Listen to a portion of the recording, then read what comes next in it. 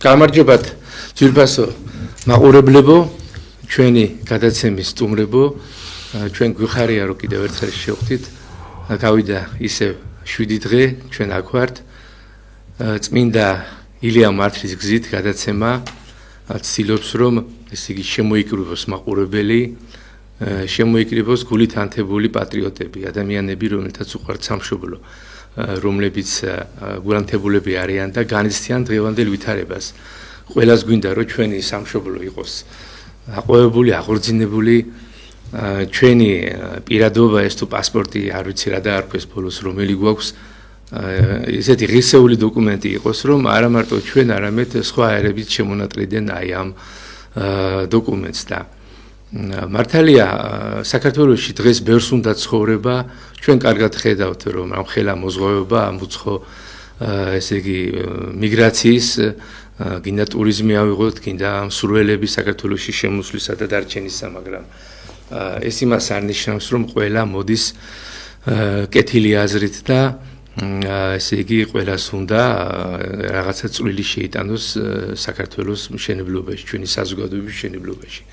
აქ ხშირად ჩამოდის ხალხი აბსოლუტურად პარაზიტული განწყობით, შემოვიდნენ, დაბინავდნენ, ასე თქვათ, დროებით გაჩერდნენ ამ ქვეყანაში, ახალგაზრდას და ძველგაზრდას სხვათა შორის და ბევრს სამწუხაროდ ჩამოაქვს ნარკოტიკები, ჩვენ კარგად ვიცით, რომ ძალიან ბევრი დაკავებული იქნა, ასე ვთქვათ, ეგრეთ წოდებული ტურისტი თუ მიგრანტი ნარკოტიკების გამო და დამძიმდა, ესე იგი, ჩვენი ეროვნული გარემო, ჩვენი დემოგრაფიული გარემო.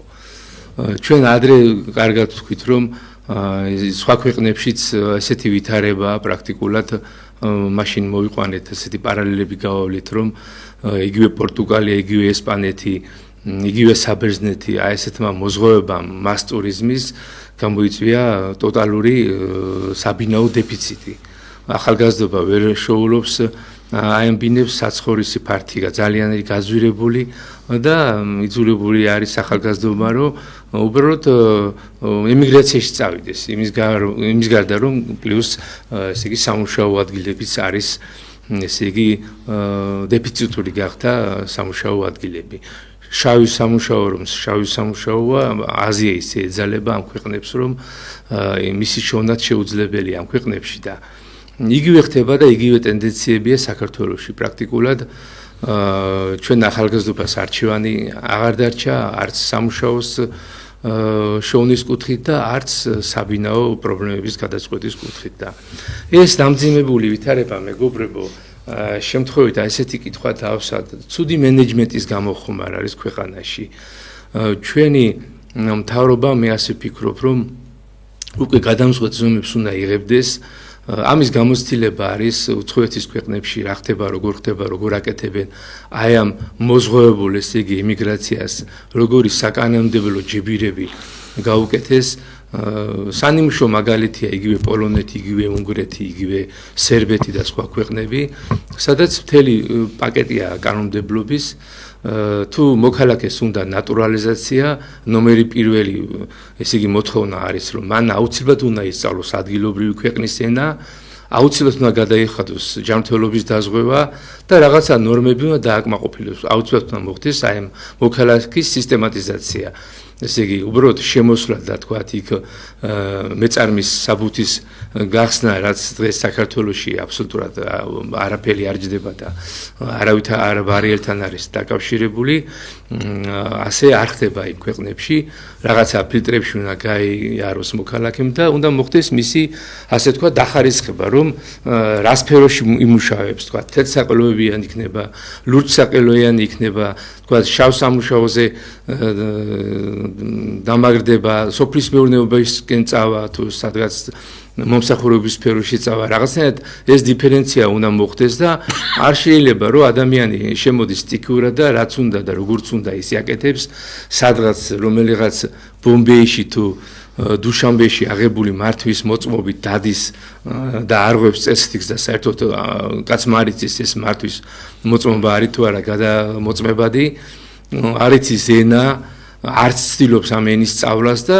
ქვეყანაში რაღაცა უცხოური ჯუნგლები იქნება და ჩვენ უკვე პრაქტიკულად მე მგონია უმცირესობაში დარჩებით ქართველობა ჩვენი მკვიდრი მოქალაქეები აი ამ უცხოელების მოზღვევების ფონზე და ეს გარემოება უნდა რაღაცნაირად დარეგულირდეს არ არის აქ ველოსიპედის გამოგონება საჭირო ხომ გეუბნებით მოწინავე ევროპულ ქვეყნებს უკვე საკმაოდ გამოფხიზდნენ ისინიც და შექმნეს საკანონმდებლო პაკეტები ჩვენმა მთავრობამ აუცილებლად უნდა მიხედოს შინაურ საქმეებს და აი ამ შინაური საქმეების მიხედვაში პირველ რიგში აუცილებლად კომუნიკაციაში უნდა იყოს თავის ხალხთან, თავის მოქალაქეობთან.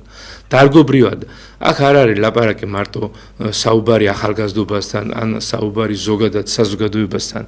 უამრავი დარგი დღეს აბსოლუტურად მიშვებულია და დარგის ესე იგი პატრიოტები თქვათ აი სამედიცინო დარგი ავიღოთ თუნდაც სოფლის მეურნეობის დარგი ავიღოთ თუნდაც განათლების სისტემის წარმომადგენლები აი ასეთნაირი შეხვედრები უნდა ხდებოდეს ამ პიროვნებებთან რომლებიც დარგის მესეურებს წარმოადგენენ წლებია მუშაობენ დარგში რაღაც ავტორიტეტი და დამსახურება გააჩნიათ და ეს შეხვედრები სადღაც ფარდის მიღმა კი არ უნდა მოხდეს ტელევიზიით უნდა გადაიცემოდეს აი მეგობრებო აი ამასწინათ აი შემშურდა კიდევაც პუტინი რომ პუტინია ხო ოდიოზური ფიგურაა 4 თვეში 6 თვეში ერთხელ ხანდახან 3 თვეში ერთხელ იმის და მიხედვით რამდენად არის სიმწვავე ამისა საზოგადოებას ხდება და საკმაოდ ისეთ კითხვებზე ისეთ მწვავე კითხვებზე და ხშირად არასასიამოვნო კითხვებზეც პასუხს იძლევა რომ აი სახტად დარჩები და რატო უნდა იყოს ეს ჩვენთან ამის მონატრება იმისა რომ მთავრობა არ უნდა შეხვდეს საზოგადოებას და ეს ფართო აი ხომ გეუბნებით აი უზარმაზარ ესე იგი დარბაზში სადაც მრავალი ათასი კაცი ზის იქ არის ახალგაზრდობა იქ არის უნივერსიტეტები იქ არის ყველა დარგის წარმომადგენლები და პუტინი მთავრობის ესე იგი ლიდერებთან ერთად ნატურალურად ასე იგი კითხვა-პასუხის რეჟიმში ცემს ყველაზე მწვავე ესე იგი კითხვებზე პასუხს და თუ ეგეთ ქვეყანაში ასე თქვა ჩვენ რო ვაკრიტიკებ და ესეთი რაღაცა ხდება და რატომ არ შეიძლება ეს საქართველოში იყოს მოხდეს თუნდაც ამ ბოლო 12 წლის განმავლობაში ერთხელ მაინც თუ რამდენი წელი გავიდა არ ვიცი შეიძლება მეტისაა გასული ყოველ შემთხვევაში აი ამის დეფიციტია მთავრობის ურთიერთობისა საზოგადოებასთან და აი ეს პრობლემები შემდეგ გროვდება მეგობრებო და გადაუჭრელი რჩება და ყველა დარგი დღეს რომ კრიზისშია ყველა რომ დღეს ჭხვით ჩამოშვებული და სახე დააღრემელი დადის თავის სფეროში მოღვაწე ადამიანი სულ ერთი ეს ბიზნესშია უნივერსიტეტის სფეროში ადამიანი მშენებლობაშია დაკავებული ყველა აი ჩვენ ხვდებით მთელ მოქალაქეებს უამრავ ჩვენი არასამთავრობო მამულიშვილები ყველა თითქმის არასამთავრობო ქართულ არასამთავრობოს შეხვდა და ქართულ პარტიებს შეხვდა და ამავე დროს საზოგადოების ბევრ პლასტებს ხვდებით ჩვენ და ყველანი არის უკმაყოფილო იმის გამო რომ ესე იგი არის კარგი ესე იგი მენეჯმენტის დეფიციტი ქვეყანაში ყველა დარგის კუთხით და ისიც რომ დღეს ტელევიზიიდან ვაკვირდებით რომ მთავრობის წარმომადგენლები უკვე იზოლაციაში არიან და დიდ საერთაშორისო შეხვედრებზე პრაქტიკულად მათ ლიდერებს უკვე აღარ ხვდებიან ესეთ ჩანს ხო ესეთ ჩანს მაგრამ საგარეო შეხვედრებს ვიღაც ჩივის იცით მოდი საკუთარ ხალხს ვცეთ და საკუთარ ქვეყნის საზოგადოებას ვცეთ პატივი და საკუთარ საზოგადოებას შევხვდეთ როგორც მთავრობის წარმომადგენლები და ლიდერები რომ გადაიჭრას ეს პრობლემები იმიტომ რომ საშინაო პრობლემები თუ არ გადაიჭრა, საგარეო პრობლემებს არ მიეხედება. თქვენ გახსოვთ სააკაშვილის რეჟიმი რაღაც პერიოდში ქვეყანაში აბსოლუტური ვაკუუმი იყო, ესე იგი ეს პიროვნება დადიოდა, მე მახსოვს ვაკვირდებოდი, ესე იგი მოსვლიდან 5-6 წლის განმავლობაში სულ საზღვარგარეთ იყო. და სულ საზღვარგარეთ რაღაცა შეხვედრებს დადიოდა, გასაგებია რაღაცა, მაგრამ ქვეყანა მე ხვდებოდი რომ ხო აბსოლუტურად მიტოვებული და ეს გარემოცვამ შემდგომში რა გაუკეთა თქვენ კარგად ხედავთ ხო იმის არ ყოფნაში ასე თქვა გარემოცვამ აი გადაღეჭა მთელი ქვეყანა რა იმის გამო რომ არცეთი პრობლემა არ გადაჭრილა დამძიმდა ქვეყანაში მდგომარეობა და მე რომ ჩამოვიდა ამ საგარეო ვოიაჟებიდან ქვეყანა დარჩა აბსოლუტურად ტოტალურად ესე იგი დაუთოებული, ასე თქვა. აი სწორედ ეს არის, რომ თუ შენ საზოგადოებას არ შეხვდე, შენ ახალგაზრდობას არ შეხვდი, შენ მეცნიერებს არ შეხვდი, შენ მუშათა კლასს არ შეხვდი, შენ ბიზნესის წარმომადგენლებს არ შეხვდი. აი მე ბიზნესიდან ვარ, ხომ გეუბნებით ამ დღის განმავლობაში. ესე იგი ეს დეფიციტი არის აი ამ ურთიერთობების და ამ შეხვედრების. მცირე ბიზნესი მოგეხსენებათ თუ არ დადგა ფეხზე, ქართული წარმოება საერთოდ ფეხზე თუ არ დადგა, ქვეყანა ვერ წარმოდგება ფეხზე და ამ კუთხით თუ საგადასახადო და საკანონმდებლო ინიციატივები არ შემოვიდა, მაგრამ როგორ უნდა შემოვიდეს, ქვევიდან უნდა მივაწოდოთ, ხო? ეს პრობლემები, რა პრობლემებია ბიზნესში თქვა დაგროვებული. ისევია ყველა დარგში. მეგობრებო, ახლა აი ესეთი აზრია აქვს, რომ მივხედოთ ჩვენ ქვეყანას და პირველ რიგში უნდა ამავე დროს ვიფიქროთ იდეოლოგიაზე, ჩვენ იდეოლოგიაზე, რა იდეოლოგიამაც უნდა, ესე იგი, ქვეყანა წამოაყენოს ფეხზე. აი ესეთი ისტორიულ ექსკურსს გავაკეთებ, პარალელს ეხლა ამ ბოლო დროს ქვეყნდება ძალიან ბევრი ინფორმაცია შემოდის და წარსულის შესახებ ძალიან ბევრ რაღაცას ვიგებთ. აი სტალინის ეპოქა რომ გავიხსენოთ, სტალინის ეპოქაში ცნობილია ის ესე იგი ფრთოვანი გამონათქვამი სტალინის რომ ჩვენ თუ ესე იგი ვერ შევქმნით თუ იდეოლოგიაო ვერ გავაკეთებთო ქვეყანა დაგვენგრებაო და ეს საბჭოთა ესე იგი უსკრუში გადაიჭეხებაო და მართლაც ასე მოხდა. ვერ მოასწრეს აი ამ კონცეფციის და იდეოლოგიის განვითარება და ჩამოყალიბება, რაც ესე იგი ქვეყანას წინ წასწევდა მომავალში.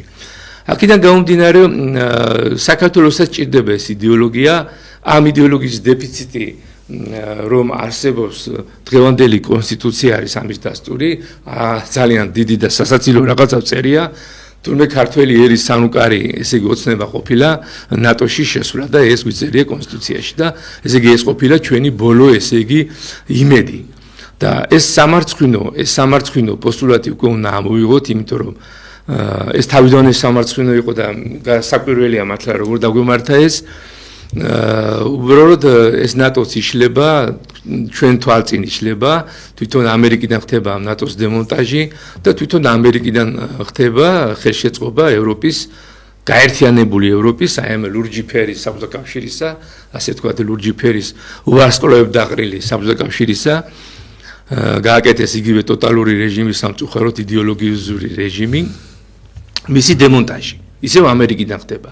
და კონსტიტუცია აი ამ ესე იგი ცისფერ ასე თქვათ მისწრაფებებს რომ ასახავს, ეს უკვე აღარ არის სწორედ და დრო არის ესე იგი ვიფიქროთ ქართული იდეოლოგიაზე, რომელიც აიშახება კონსტიტუციაში. აი ბატონო გიგა რას იტყვით აი იდეოლოგიაზე, ქართული იდეოლოგიაზე და რა შესწორებები გავაკეთოთ დღევანდელ დღესა. გამარჯობათ მეგობრებო. დღეს ახლა ბატონმა გიორგი მილაპარაკა ბევრ საკითხზე, რომელიც ჩვენ ქვეყანას აუცილებლად ჭირდება და გადასაწყვეტია. მაგრამ ერთი რაღაცა არის რა, ეს იდეოლოგია და ეს ყველაფერი ყველა ჩვენგანის დამსახურებაა, რომ აი ესეთი სიტუაცია ხდება დღესდღეობით და ესეთი რაღაცა ჩამოყალიბდა.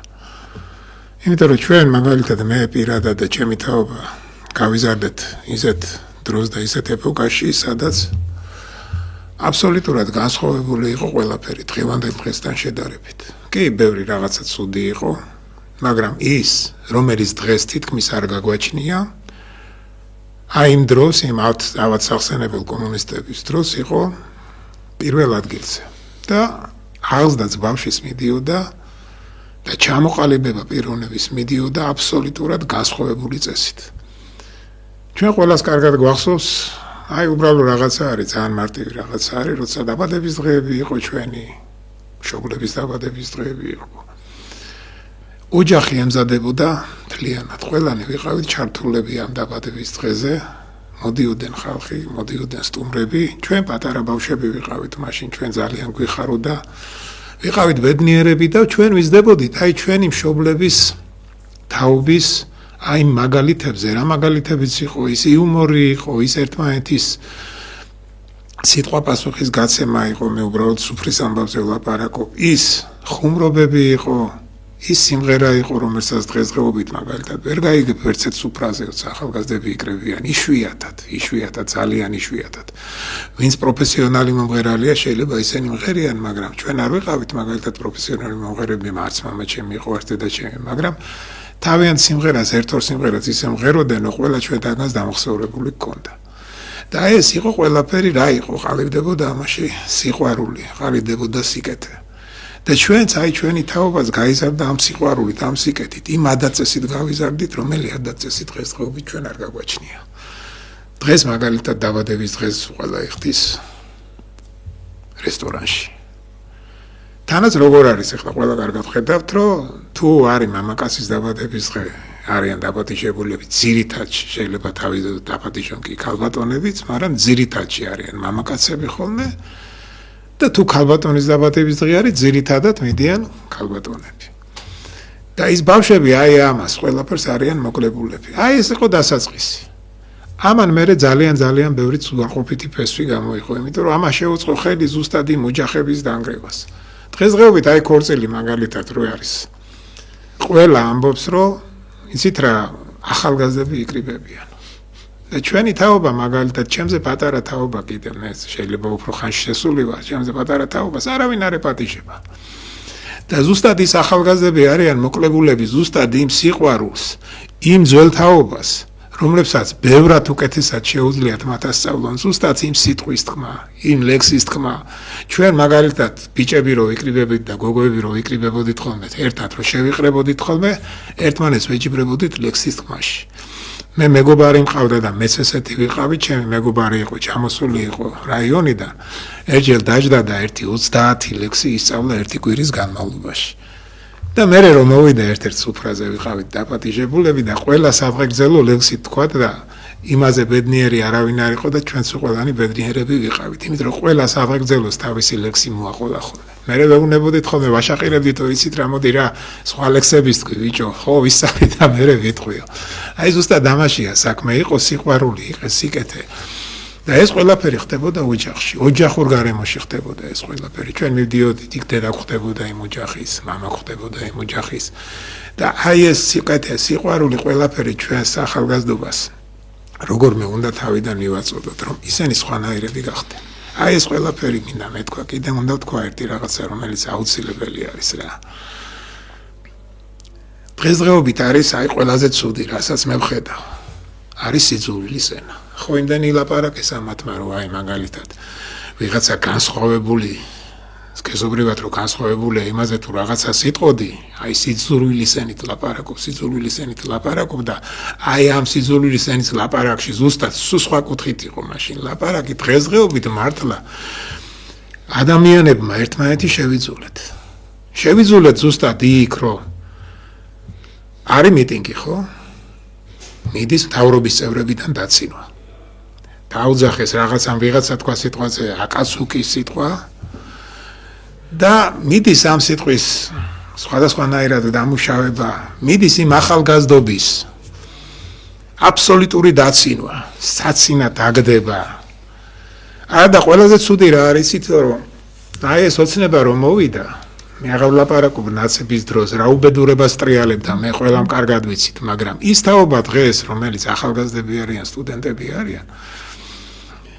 ოცნება რომ მოვიდა მაშინ ეს ახალგაზრდები იყვნენ 5, 6, 7 წლის 10 წლის და ის ყველაფერი რომელიც ცუდი კონდათ ნაცებს ოცნებას არ გამოუსწორებია არც განათლების სფეროში არ გამოუსწორებია არც იდეოლოგიურ სფეროში არ გამოუსწორებია მიიღეს ძალიან ცუდი კანონები მიიღეს ანტიდისკრიმინაციული კანონები მიიღეს პლანის თუ რას ეძახიან მარიხუანის ლეგალიზაციის კანონები მიიღეს ბავშთა კოდექსი და ხდებოდა ისეთი რაღაცეები რომელიც მაგალითად ამ ბავშვებზე მოქმედებდა ძალიან ცუდად მიდიოდა იდეოლოგია რომ კარგი ადამიანი ვინც იყო მიდიოდა იმათი აი როგორც ახლა ესენი ეძახიან რა დაბულინგება და იმ ადამიანებს აჩვენებინებდნენ აი სხვანაირი კუთხით ახლა ადამიანები ვართ ყველამ ვიცით ხო არავინ არა ვართ უცოდველი ყველა ჩვენი წოდები მოგვეკითხება. ამ ქვეყანაზე თუ არა, იქ სადაც ჩვენ წავალთ მერე მომავალში. ამ ქვეყანაზე ვერავინ ვერ დარჩება და ამოუკეკავდნენ ისეთ რაღაცას, რომელიც შეიძლება იმ ადამიანს ამაზე მონანიებულიც ქონდა, ყველაფერი ქონდა, გადახდილიც ქონდა. თავისი სისხლითაც შეიძლება, თავისი ჯანმრთელობითაც ყველაფერი ამოუკეკებდნენ და კიდე ერთჯერ იმ ადამიანს თუ ცუდი რაღაცა ქონდა გაკეთებული, კიდე ერთჯერ მოკლავდნენ ხოლმე. არადა ის ადამიანი სხვანაირი ცხოვრების წესით ცხოვრობდა უკვე. აი ეს არის ყველაზე ცუდი, ეს არის ყველაზე ცუდი და ყველაზე საშინელება, რომელიც ჩვენს ახალგაზრდობაში შევიტანეთ და უკვე აქეთ ამხარეც, იქით ამხარეც, ერთმანეთს ვერ იტანს. აქეთ ამხარეც, იქით ამხარეც, ერთმანეთს საშინელი სიტყვებით ლანძღავს.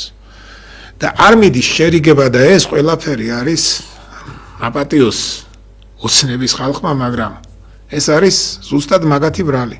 ეს არის მაგათი იდეოლოგიის ბრალი. რომ ჩვენა ვართ კარგები, ჩვენ ყველაფერი ვიცით და სხვა არის მტერი, სხვა არის ცუდი. და როგორც კი შენ განსხვავებულ აზრს იტყვი, შენ ახარ ეგრევე ნაცი. და ეს ახალგაზრდები, რომლებიც დღეს მაგალითად დადიან იქ მიტინგზე, ეს პროდუქტი, ამ ახალგაზრდების უკაცრავად, მაგრამ პროდუქტს იმიტომ ვეძახი, რომ ისინი მივიღეთ ჩვენ. ეს ჩვენი დამსახურება არის, ჩვენ უნდა შევცვალოთ ის ბავშვები, ჩვენ როგორმე ის ადამიანები, ის ბავშვები მოვიყვანოთ ჩვენსკენ. უნდა აუხსნათ რა არის ცუდი, რა არის კარგი, მაგრამ ოცნება არავის არ ხვდება. არავისთან არ უნდა კავშირი, არავისთან არ უნდა დალაპარაკება. ახალგაზრდებთან თავიანთი შვილების ხნის, წლოვანების ბავშვებთან არ უნდა მისვლა, არ უნდა დალაპარაკება. ისინი მოიხსენებენ ისე, რომ ესენი არიან ცუდები და გარიყეს, გაანადგურეს ესენი. წამოვიდა უფრო დიდი სიძულვილი. აი ამაზე უნდა ვიფიქროთ ჩვენ. ჩვენ უნდა ვიფიქროთ იმაზე, რომ აი ეს ბავშვები, ეს ადამიანები ერთმანეთს როგორ დაუკავშიროთ. როგორ უნდა დაუკავშიროთ ეს ადამიანები, რომ ამ საქართველოში მართლა რა ვიცი, ხთიძე გადასასვლელი ხალხი დარჩით. რამდენი მილიონი ვართო ვიძახით, მაგრამ არ ვიცი რამდენი ვართ. ძალიან ცოტანი ვართ. ისე ცოტანი ვართ, რომ შეიძლება მართლა რომ აი დაითვალო რა. სათითაოდ დაითვალო, რომ დაუძახო, სათითაოდ დაითვლი ამ ადამიანებს. ძალიან ცოტანი ვართ და ჩვენ თუ ეს გადაწყვეტილება არ მივიღეთ, რომ ჩვენ უნდა ერთმანეთს დაუახლოვდეთ, ერთმანეთს უნდა შეურიგდეთ და რაღაცა საკითხზე უნდა გავერთიანდეთ, ჩვენ ქვეყანას დავკარგავთ. ჩვენი გადარჩენის აი დღე და დღის წესრიგი დადგა. ჩვენ გადავრჩებით თუ არ გადავრჩებით, ვიქნებით როგორც სახელმწიფო თუ არ ვიქნებით, ამას დანახვა უნდა, იქ გამოსვლა კი არ უნდა და ჩვენ ესე კარგად ცხოვრობთ და რაღაცას რასაც ვაკეთებთ. ჩვენ ხვალ ვიქნებით თუ არ ვიქნებით, ჩვენი შვილები ხვალ იქნებიან თუ არ იქნებიან, ქართველები ხალხო, ამაზე უნდა ვიფიქროთ. იმიტომ რომ ეს დგას უკვე დღის წესრიგში. ეს არის ყველაფერი ის უბედურება, რაც მოიტანა ამ 30-იანმა წლიანმა ლიბერალურმა ღირებულებების შემოტანამ და ეს ყველაფერი თუ არ გადაწყდება, იცოდეთ ხალხო, რომ ჩვენ აი ესე ცალ-ცალკე ვერაფერს ვერ გავაკეთებთ. აი ეს მინდოდა მეთქვა და მე კიდევ ვიტყვი 1-2 წუთი მედი მაქვს რომ ჩემი გიორგი მომწევს სიტყვას და ამაზე უნდა ვიფიქროთ, ამით უნდა გადავრჩეთ და ჩვენი გადარჩენა არის და ჩვენი გაერთიანების ერთ-ერთი ყველაზე მთავარი რაც ჩვენ გაგვაჩნია, ეს არის ჩვენი მართლმადიდებლობა, ჩვენი ღმერთი, ჩვენი ქრისტე. მაშინ არის გაერთიანება საჭირო. თუ ჩვენ მართლმადიდებლები ვართ. აი ეს მინდოდა მეთქვა მოდაში. ნამდვილად მისაღები ეს ყველაფერი. მეგობრებო, აი საჭიროა რეფორმები, იმიტომ რომ საზოგადოება აი ამ ზასტოის ვერ უძლებს, ვერც გაუძლებთ, იმიტომ რომ აი აბსოლუტურად ეხა ბრეჟნევის ეპოქაში ვცხოვრობდით ჩვენ ახალგაზრდები როცა ვიყავით. მაგალითად სკოლა მე დავამთავრე 91 წელს, 1991 წელს. და ბრეჟნევის სრული ეპოქა მაქვს ნაცხოვრები, პერესტროიკამდე და ჩათვლით და იმის შემდეგაც. ხო და მაგონებს დღევანდელი საქართველოს აი ბრეჟნევის ეპოქას რა, რომ აბსოლუტურად ყველაფერი ტელევიზორში ჩართა ყველაფერი კარგად არის, თქვათ სამთავრობო არხზე იმედს გულისხმობ. გვიხარია თუ კარგად არის, რა თქმა უნდა, კარგადაც უნდა იყოს და გვიხარია, მაგრამ არ არის მეგობრებო კარგად, იმიტომ რომ ეს აი მახსოვნებს საბჭოთა კავშირის პერიოდს, ბრეჟნევის პერიოდშიც კარგად იყო ყველაფერი, ну ქონდა ელემენტარული რაღაცები, მაგრამ საზოგადოებას მეტი უნდოდა უბრალოდ რა, იცით, ეხლა რომ ვიხედები აი ამ გადასახედიდან სოციალურად მართლა იყო ხალხი დაცული, ყოველ შემთხვევაში ამაზე უფრო დაცული იყო ვიდრე ეხლა ვართ. ხალხის მასას გულისხმობ მე, მაგრამ პოტენცია ამ გაერთიანებას რაც იყო საბჭოთა კავშირი, ნამდვილად გიგანტური პოტენცია ჰქონდა და არ შეიძლებოდა აი ამ ქვეყანათა აი ამ კავშირის აი ესე მიძინება და აი ესე თქვა ზასტოის რელსებზე გაშვება. რეალურად ჰქონდა ესე იგი, აი ბრეჟნევის მაგალითად მე დარწმუნებული ვარ რომ ვიღაცა რეფორმისტული ესე იგი აღშენებლობითი ესეთი პიროვნება, ენერგიული პიროვნება რომ მოსულიყო, არა გარბაჩოვზე არ მაქვს ლაპარაკი, იმას უ დაანგრია გაწონასწორებული რეალური ისეთი პიროვნება, რომელიც ეკადრებოდა ამ ქვეყნების გაერთიანებას, შეიძლებოდა ისეთი გიგანტური ნახტობით განვითარებული იყო, რომ აი დღევანდელი ჩინეთის ადეკვატური გამხდარიყო, აი რაც პრაქტიკულად ჩინეთმა გააკეთა რეალურად. აი თავისი რეფორმების საფუძველზე და აი დღეს აი ამ ზასტოიში ვიმყოფებით ჩვენ და რა გვინდა რომ ვიცით ქართველებმა, ან ქართველებს მე რო ვიზახი, აქ იგულისხმება სხვადასხვა ეროვნების ადამიანები, არა მარტო ეთნიკურად ქართველები, არამედ ჩვენ გულისხმობთ სხვადასხვა ეროვნების ადამიანებს, რომლებიც არიან პატრიოტები, რომლებიც არიან ამ ქვეყნის მოქალაქეები, ძირძველი მოქალაქეები და რომელთაც უყვართ საქართველო. და ჩვენ აი საქართველოს მოქალაქეებს ნამდვილად გვაქვს იმის შეგრძნება, რომ ეს ქვეყანა უფრო მეც იმსახურებს და უფრო მეტი რესურსი გვაქვს, ჩვენ გვაქვს ადამიანური რესურსი, ჩვენი ახალგაზრდობა ვიყოთ თუნდაც, კიდე იგივე ძველგაზრდობა, განათლების რესურსი არის ქვეყანაში, უამრავი სპეციალისტი გვყავს, კლიმატი და ეს ბუნებრივი რესურსები ხელს გვიწყობს. გვინდა რომ განვითარდეს ქვეყანა. ესე იგი ზასტოიში კი არ ვიყოთ, განვითარდეს, მაგრამ მეგობრებო, აი მე მთავრობის გასაგონად ვამბობ, ეს ასეთი მეგობრული კრიტიკაა, ნამდვილად თვითონაც მიხვდებიან ალბათ რომ ესე იგი საჭიროა ქვეყნის განვითარება, მაგრამ თუ კონსულტაციები არ იქნა და თუ მთავრობა არ გაიხსნა საზოგადოების მიმართ და ეს წინადადები ქვევიდან ზევით არ მიიღეთ და არ განიხილეთ და ეს ინიციატივები ქვევიდან ზევით არ დაინახეთ, მარტო ზევიდან ქვევით მართვით ქვეყანა ვერ განვითარდება, იმიტომ რომ ნამდვილად რეალობას მოწყდით. ისე თავის დროზე ბრეჟნევის მთავრობაც ეგრე მოწყდა რეალობას და მივიღეთ 25 წლიანი, ესე იგი ბრეჟნევის მმართველობა და ზასტოი, სრული ზასტოი. და ამ ზასტოის, ესე იგი ყველა ტიპიური ნიშანია დღეს საქართველოში. საქართველო უნდა განვითარდეს, ქვეყნები ჩვენს ირგვლივ ვითარდება და მე ასე ვფიქრობ, რომ ამ მხრივ არა ვართ შეზღუდულები. აი ამ თემასთან დაკავშირებით, ბატონო ვაჟა, თქვენ როგორ ფიქრობთ? იდეოლოგია აი რის დეფიციტიც გვაქვს. პრაქტიკულად ეხლა მთავრობას რატო არის დამოხრუჭებულ მდგომარეობაში გადასული, იმიტომ რომ წინა მთავრობებიც ასე იყვნენ სხვათა შორის. არ არსებობს იდეოლოგია, ქვეყნის მართვის იდეოლოგია, კონცეფცია, არ არსებობს მენეჯმენტი. აი რა სიტყვით ამის შესახებ? მოგესალმებით, მე ვესალმები აუდიტორიას და კიდევ ერთხელ შევახსენებ, რომ ისინი არიან დიდი ქართველები და დიდი მსოფლიო მოქალაქეები და ცოტა მეტი მოგეთხოვება ჩვენი წარსულიდან გამომდინარე რა შემიძლია შემოგთავაზოთ ჩემი გამოსახედიდან. პირველი რაც შეიძლება დავაფიქსირო ჩემი პოზიციიდან გამომდინარე, ვიტყოდი იმას, რომ ისევ და ისე როგორც ისტორიკოსი და საზოგადოებაცოდნე გთხოვდით გაიხსენოთ, რომ როდესაც დაეცა ბიზანტია სამხრეთ კავკასიაში რა პოლიტიკური სტრუქტურა არსებობდა. ერთადერთი ეს გახდათ ქართული სახელმწიფოები, კახეთი, ქართლი, იმერეთი და სამცხე-საათაბაგო.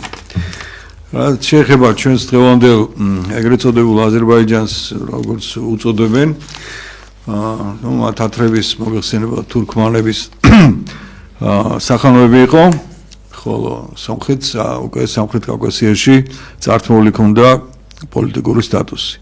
ანუ საქართველო ბიზანტიის დაცემის მერე, სანამ რუსეთს შემოვიდოდა სამხრეთ კავკასიაში, იყო ერთადერთი ქრისტიანული სახელმწიფო და გაერთიანება, სამეფო და ერთი სამთავრო და თუ მუსულმანობა ებრძოდა საქართველოს და ებრძოდა იმიტომ, რომ ის იყო ქრისტიანული.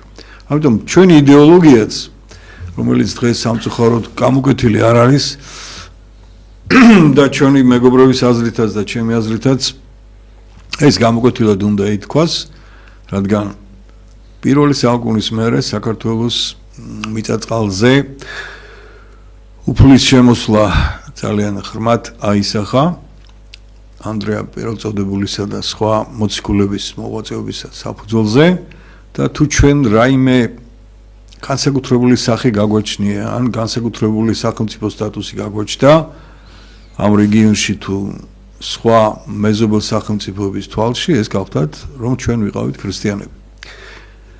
შემდგომში რა თქმა უნდა ეს ქრისტიანობა მოგესწენებათ ორ ნაწილად გაიყო მე-11 საუკუნეში, ჩვენ დავრჩით მართლმადებლად, ხოლო დასავლეთის სამყარო გახდა კათოლიკური. აქედან გამომდინარე, ჩვენი იდეოლოგია, რა თქმა უნდა, არის სიყვარული, ღვთის სიყვარული, არის მოყვის სიყვარული და ეს ყველაფერი ფიქსირდება, რა თქმა უნდა, იმ ათწნევაში, ცხრანეტარებაში. ასევე ფიქსირდება ჩვენი დიდი მოღვაწეების იმ მოწოდებებში, როგორც არის ილია ჭავჭავაძის მამული ენა სარწმუნოება და ჩვენი უდიდესი პატრიარქის ღმერთი სამშობლო ადამიანიანო მოყვასი. აი ამათი გაერთიანებას გთავაზობთ ჩვენ, რომ გაერთიანდეს ეს ყველაფერი ერთიანი სახით და ჩვენ მივიღოთ ის დიდი სულიერი შუქურა იდეოლოგიის სახით, რომელიც მოითხოვება ხელისუფლებასაც მოითხოვება ქართულ ინტელიგენციას, რომ თავისი მოღვაწეობის ძირითადი ორიენტირი და ჩარჩო, კალაპოტი, სწორედ აქედან გამომდინარე იყოს. რა თქმა უნდა, ამ ჩარჩოდან ხშირად შეიძლება ჩვენ მოგვიწიოს გადასვლა, უკან დახევა ან რაღაც ცვლილებების მცდელობა, მაგრამ ორიენტირი ჩვენი ჩემი აზრით და ჩვენი მეგობრების აზრით სწორედ უნდა იყოს ეს ქრისტიანული მოთხოვნები, მართლმადიდებლური ქრისტიანული მოთხოვნები. მეორეც მე გაგახსენებთ რამდენიმე პატარა ერის მაგალითს, რომელიც ჩვენ წინა გადაცემებში ხშირად დაგვიფიქსირებია, ეს გახლავთ ჩვენი მეზობელი არმენები, რომლებსაც მე-11 საუკუნიდან სახელმწიფო არ აქვთ, მაგრამ აქვთ ძალიან დიდი რელიგიური გამოცდილება, რომელმაც გაერთიანა ისინი და ეთნორელიგია ჩამოყალიბდა რეალურად სომხური გრიგორიანული ეკლესია. უფრო დიდი მაგალითი გახლავთ ჩვენი მეგობარი ქვეყნის ისრაელის ებრაელობა, რომელიც 27 საუკუნე არ ფლობდა სახელმწიფო სტატუსს, დღეს მას გააჩნია, მაგრამ რით შეინარჩუნა თავისი ეს პოლიტიკური სიმტკიცე, შეინარჩუნა თავისი რელიგიური სოფხედელობით და რელიგიური მდგრადობით სხვა ქვეყანაში. ასე შეიძლება ჩვენ კიდევ მრავალი მაგალითს მოუხმოთ, მაგრამ ეს ორი მაგალითი ჩემის აზრით ამ ეტაპზე საკმარისია, რათა ჩვენ მოუხაზოთ ის იდეოლოგიური კალაპოტი, საერთოდ უნდა წარიმართოს. მაგრამ რატომ გთავაზობთ ჩვენ ამას? თუ გადავხედავთ ჩვენ წინა გადაცემაში ვახსენეთ, რომ ზუსტად გამსახურდია შემდგომი პერიოდი ვერ გაიგებ რა ხალხი ცხოვრობს ფაქტიურად საქართველოს ტერიტორიაზე, საით მიისწრაფის, რა მიზნები გააჩნია და არის რაღაც აურად ხელი სხვა თეორიული მოსაზრებები ქვეყნის განვითარების. ქვეყნის განვითარება არის ერთი, ჩვენ ვართ მართლმადიდებლები, ვაშენებთ მართლმადიდებლურ საქართველოს, თუ არ ავაშენებთ მართლმადიდებლურ საქართველოს, ჩვენ აღარც ქართველები ვიქნებით და აღარც საქართველო არ იქნება რაღაც ახალი სახელმწიფო წარმონაქმნი, სადაც იცხოვრებს რა თქმა უნდა სხვა ღვთისმშობლები, სხვა ადამიანები და მათ რა იქნება რა თქმა უნდა სხვა სახელიც და სხვა სახელმწიფო ცხოვრების წესიც. ეს რაც შეეხება ჩვენ ცოტა წინ წავედით, წინაზეც ვახსენეთ და ვისაუბრეთ ამ ვეტოს უფლებაზე, მე კიდევ ერთხელ გავიხსენებ, რომ აი რაც არ უნდა ვისაუბროთ, ჩვენ ცოტა ღრმად განვიხილეთ ეს ყველაფერი, მაგრამ ისევ გავახსენეთ, რომ თუ ჩვენ არ მოუხმეთ იმ უდიდეს ცოდნას, იმ უდიდეს ენერგიას, რაც არის დავანებული ქართულ ეკლესიაში, რომლებიც ყოველ წამს რა თქმა უნდა შორიდან გვაფხიზლებენ და გვაძლევენ ძალას, რომ ვიყოთ არა მარტო ქართველები, არამედ ვიყოთ დიდი ადამიანებისკენ მიმართული არსებები და არ ჩავეფლოთ იმ მატერიალისტურ წამლეკავ ხვარცობში, რომელიც დღეს სოფლიოში გახლავთ გაბატონებული. ამიტომ ეს ვეტოს უფლება როგორმე იქნებ ჩვენ შემდგომშიც წამოვაყენებთ ამ იდეას და იქნებ თქვენს გაითვალისწინოთ რომ საქართველოს თუ არ ამუშავა, აღორძინა, გააძლიერა ის დიდი სულიერი პოტენცია რომელიც ჩვენს ეკლესიაშია დაბუდებული ჩვენ ნახეთ რომ ჩვენი პოლიტიკოსები ზუსტად გამსახურდიას მერე ხან საით იხედებიან ხან რა შეცდომები მოსდით და რა მდგომარეობაში ვართ ამ მათი ქმედებიდან გამომდინარე დღევანდელ საქართველოში ყველა კარგად ვხედავთ. ეხლა იდეოლოგია ჩვენ წინაზეც შევნიშნეთ რომ აისახა არა მარტო ჩვენს პოლიტიკურ დრადობაზე, ჩვენს ეკონომიურ ვითარებაზე, არამედ აისახა ჩვენს საყოფაცხოვრებო თავარ სახლთენზე, ოჯახს. მაგრამ ოჯახში იმისაც რომ მივახციოთ ჩვენ იმ მაღალ სულიერ ფასეულობებს მე შემოგთავაზებდით გაგვეხსენებინა ისევ წარსულიდანაც და სოფლიო მაგალითებიდანაც ძალიან საჩინო სხვა მიმართულებები. პირველი მაგალითად მე გავახსენებთ რომ ანტიკურ პერიოდში არსებობდა ორი მიმართულება განათლებაში, ეს იყო ათენი და სპარტა. ანუ საით მიდივართ ჩვენ ათენის მიმართულებით ჰარმონიული განვითარებისაკენ თუ სამხედრო ოლიგარქიული მიმართულებით. ასევე კიდევ გავახსენებთ სხვა მაგალითებს ქრისტიანულ ტაძარში და მონასტერში იზრდება ქრისტიანი ადამიანი, მუსულმანურში იზრდება მუსულმანი, ბუდისტურში იზრდება ბუდისტური, ანუ ჩვენ ვის ვზრდით, ანუ ჩვენი განათლების სისტემა რას გვთავაზობს? ვის ვზრდით? არის გამოკვეთილი?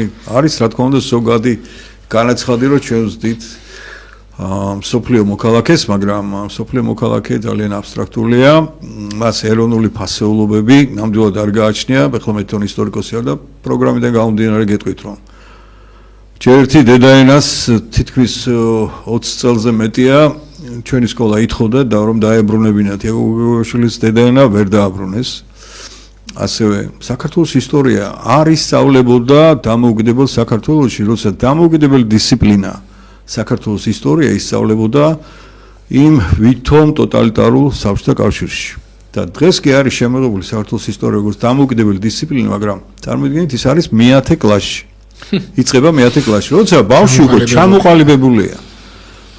და მას ბოდიში ის ფაქიზი დამოკიდებულება, ღრმა ემოციური დამოკიდებულება ისტორიული გმირობისადმი, ისტორიული მოვლენებისადმი ან ეპოქისადმი უკვე ფაქტიურად აღარ არის მისთვის აქტუალური, მას სხვა საკითხები აინტერესებს და სხვა სიმწიფის დონე. ესიც შეგნებულობაა, დააგვირდით, პირველ კლასში ბავშვს ასწავლიან ქართულთან ერთად ინგლისურს, ასწავლიან ხელოვნებას და სხვა დისციპლინებს, ასწავლიან კომპიუტერულ ტექნოლოგიებს და არ ასწავლიან ისტორიის საფუძვლებს, რელიგიის საფუძვლებს. რა ბავშვი უნდა მივიღოთ, გეკითხებით მე თქვენ. ამიტომაც ეს ყველაფერი ჩვენ გვიბრუნდება ორლესული מחვილივით, ღებულობთ ისეთ თაობას, რომელიც აგერ ჩვენო მეგობრებმა წინაზე შენიშნეს, დღესაც გაიმეორეს, რომ ჩვენ ვართ ეროვნული კატასტროფის წინაშე, ხოთ ეს ეროვნული კატასტროფა არის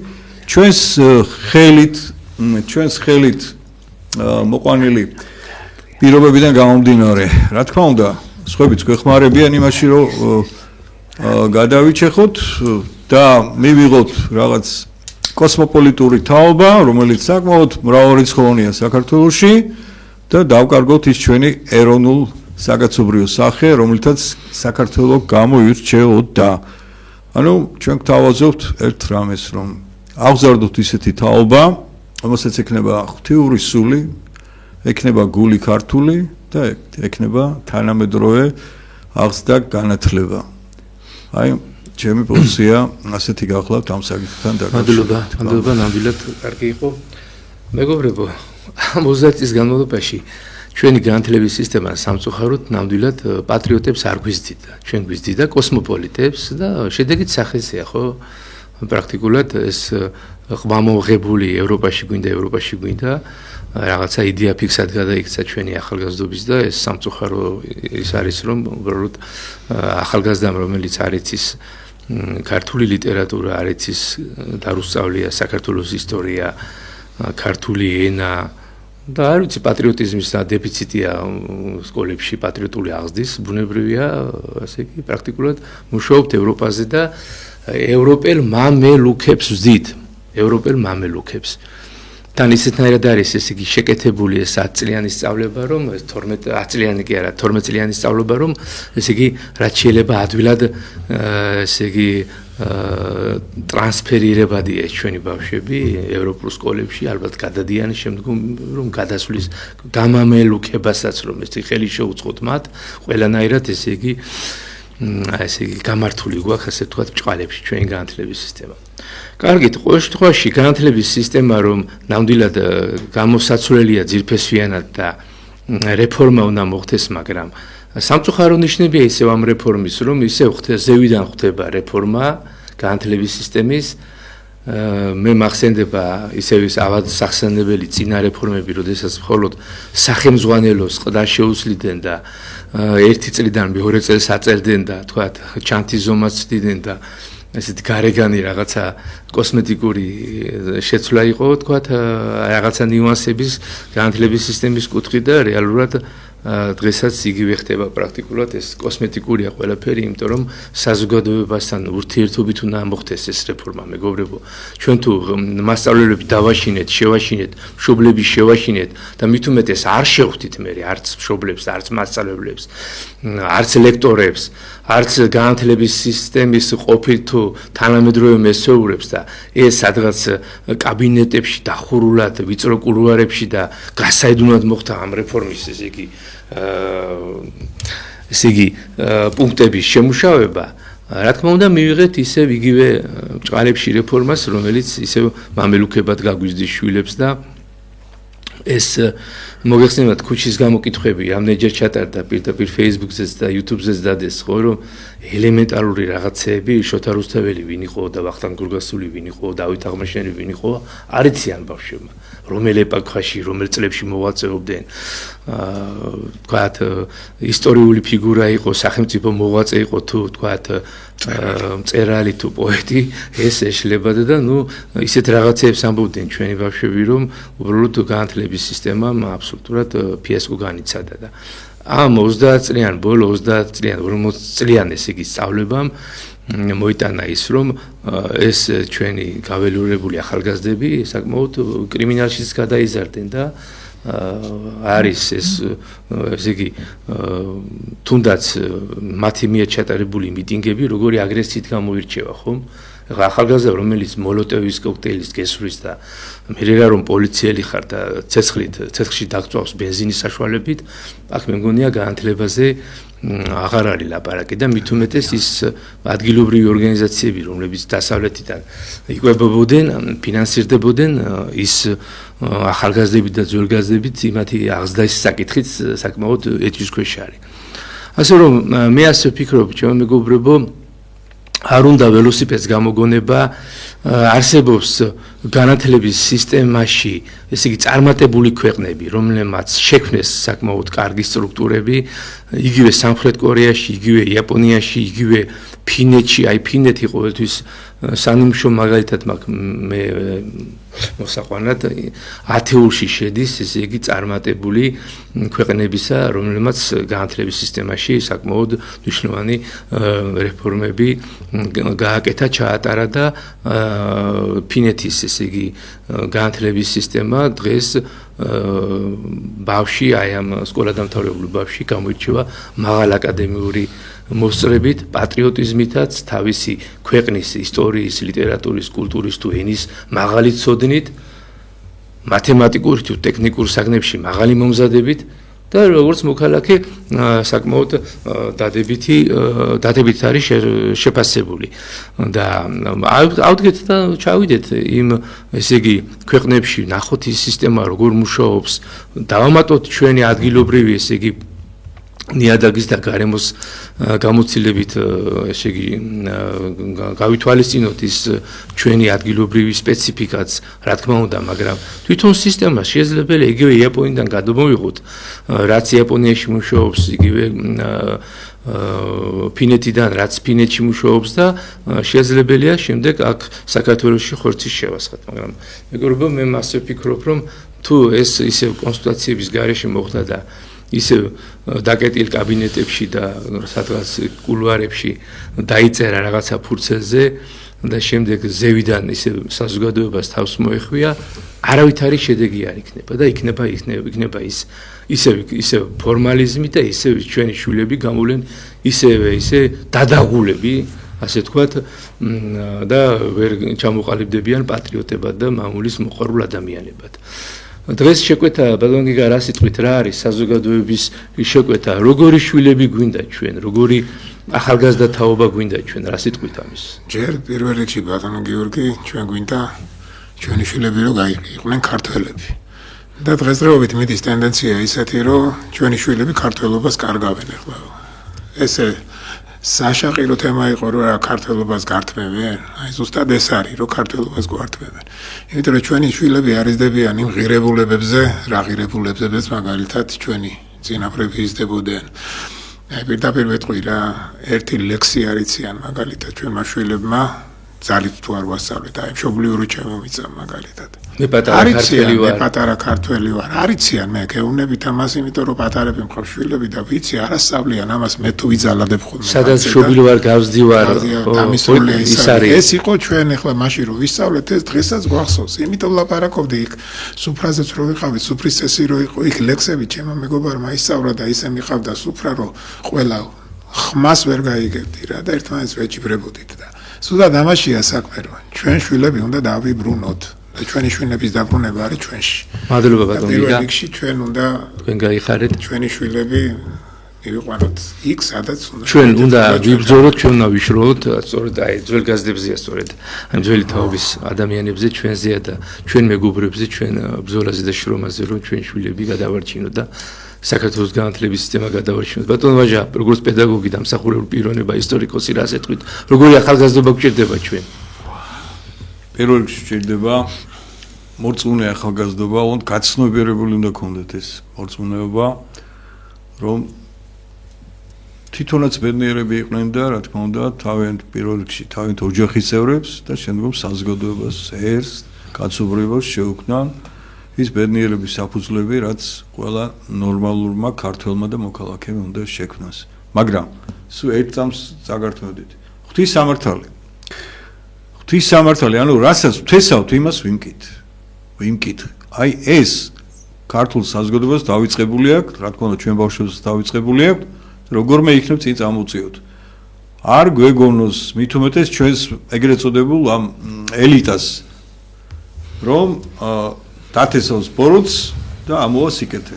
ისინი ყველა მთელი კაცობრიობის მანძილზე დაჟილები იყვნენ და მათი შთამომავლობაც დაჟილი იქნება, თვითონ თუ არ მიხვდებიან, რომ უნდა დათესონ სიკეთე. ნამდვილად და ჩვენი ახალგაზრდობა იმსახურებს, რომ უთხრათ სიმართლე. მე დარწმუნებული ვარ, რომ აი იმ რუსთავაზე უამრავი ახალგაზრდა რომ გამოდიოდა და რომ ამბობდა ევროპაში გვინდა ძალიან ბევრი რამე რო ცოდნოდათ მათ სიმართლე რა, როგორ, რატომ, რა არის ეს ლიბერალიზმი, რა არის ეს გლობალიზმი, ვინ არიან ეს სოროსისტები. აი ეს ამ კითხვებზე პასუხი რო ქონოდათ, ბევრი მათგანი მიტინგზე არ წავიდოდა, მე დარწმუნებული ვარ. დასავლეთის ის ფანდები და ხრიკები და ამ გლობალისტების აი ეს დაკვეთები, რომელიც ამ ჩვენ ახალგაზრდობამ არ იცის და როგორ გამოიყენეს ესე იგი საზარბაზნე, ასე თქვათ, ხორცად აი ეს სავალალო იყო ეს ჩვენთვის ყველასთვის ზოგადობისთვის ამის შეხედვა. მაგრამ მე ვფიქრობ, რომ მეგობრებო, ოპტიმისტურ ნოტაზე დავამთავროთ, ჩვენ გავაკეთებთ ისეთ ქვეყანას, ჩვენ შევქმნით ნამდვილად ისეთ ქვეყანას, სადაც ჩვენი ახალგაზრდები იქნებიან განათლებულები, ბედნიერები, პატრიოტები, დიდი მამულიშვილები და ამავე დროს მშობლის პატივისცემლები, ხო ბატონო ვაჟა, და ასევე მეგობრების ფასიც ეწოდინება და თავგანწირვა სამშობლოთვის. გმადლობთ ყურადღებისთვის.